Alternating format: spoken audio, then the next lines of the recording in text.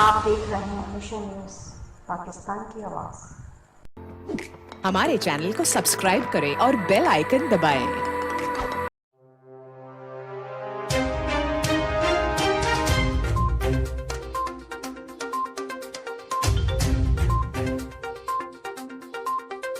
Chiniot deputy commissioner Muhammad Farooq Rasheed کی طرف سے روزانہ کی بنیاد پر اپنے آفس میں عوامی مسائل سننے کا سلسلہ بلا تعطل جاری ہے۔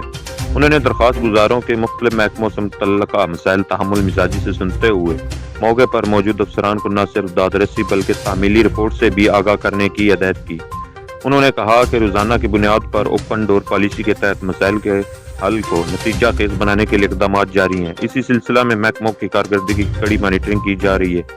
انہوں نے کہا کہ ضلعی انتظامیہ کی طرف سے موصول ہونے والی درخواستوں پر محکمانہ کارروائی کی براہ راست نگرانی کی جا رہی ہے تاکہ درخواست گزاروں کو جلد از جلد ریلیف فراہم کیا جا سکے۔ ڈپٹی کمشنر نے بعض محکموں سے متعلقہ لوگوں کی شکایت سنتے ہوئے متعلقہ افسران کو حکم دیا کہ وہ شہریوں کے لیے قابل رسائی رہیں اور ان کو مسائل کے حل میں خصوصی دلچسپی لیں۔ انہوں نے درخواست گزاروں کو یقین دلایا کہ ان کی شکایت کے حل کے لیے محکمانہ کارکردگی کی کڑی مانیٹرنگ کی جا رہی ہے اور انہیں ہر ممکن ریلیف فراہم کریں گے۔